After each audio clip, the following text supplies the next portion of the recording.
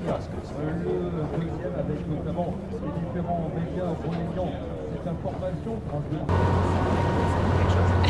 Dans la moitié de ma vie d'avant, dans l'autre moitié de ma vie,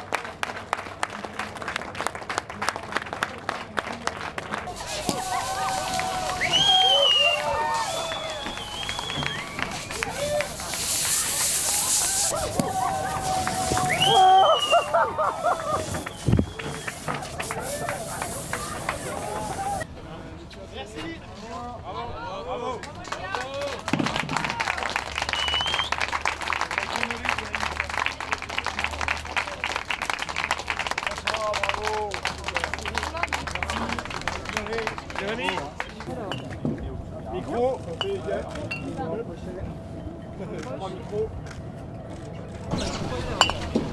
Micro, santé les gars. Top.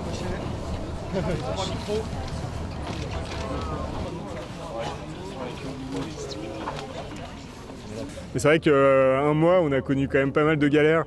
À chaque galère, on a réussi à aller de l'avant, donc ça c'était vraiment bien, on a gardé le moral.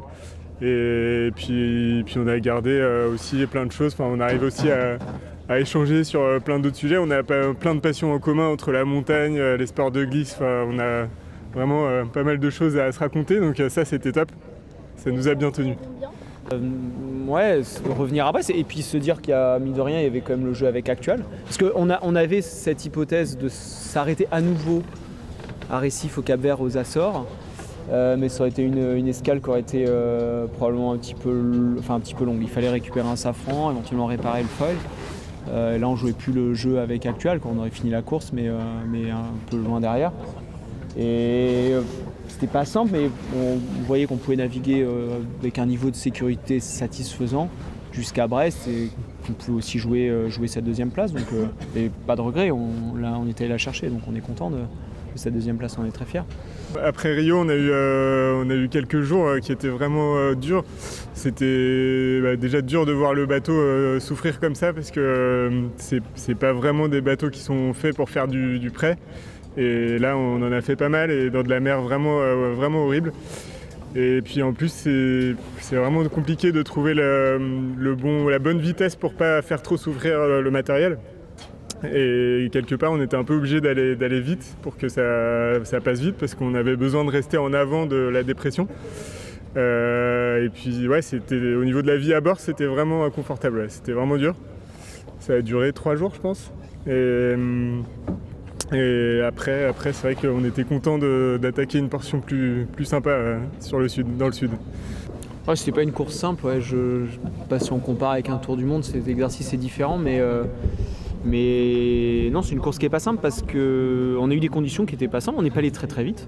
Enfin, je veux dire, il n'y a pas eu forcément beaucoup de vent ou du vent contraire. On a tiré pas mal de bord. En moyenne, on n'était pas allé très très vite et par contre, il y a quand même pas mal de points de contraintes. À Rio, le Cap, on se retrouvait à devoir naviguer dans des endroits où c'était pas simple. Sûr que s'il n'y avait pas eu le passage à Rio, l'Atlantique Sud aurait peut-être pas été très favorable, mais je pense qu'on aurait peut-être trouvé des trajectoires où ça aurait été un petit peu plus facile, quoi. Sinon, c'est un parcours difficile et je pense que c'était pour nous tous, là je pense pour la classe ultime dans la globalité, intéressant de pouvoir naviguer sur l'ensemble de ce parcours et d'apprendre autant que ce qu'on a pu apprendre. Je le disais avant la course, je reste persuadé que ces bateaux-là, malgré tout ce qu'on peut dire et malgré toutes les avaries, je reviens au ponton avec plein d'avaries, je reste persuadé que c'est des bateaux qui sont d'une fiabilité assez extraordinaire. Si la course s'arrêtait au Brésil, il y aurait eu 4 bateaux qui seraient arrivés au Brésil, on n'aurait même pas entendu parler de T-board ou de je ne sais quoi. Ça serait passé comme une lettre à la poste, on aurait traversé tout ça à 30 nœuds.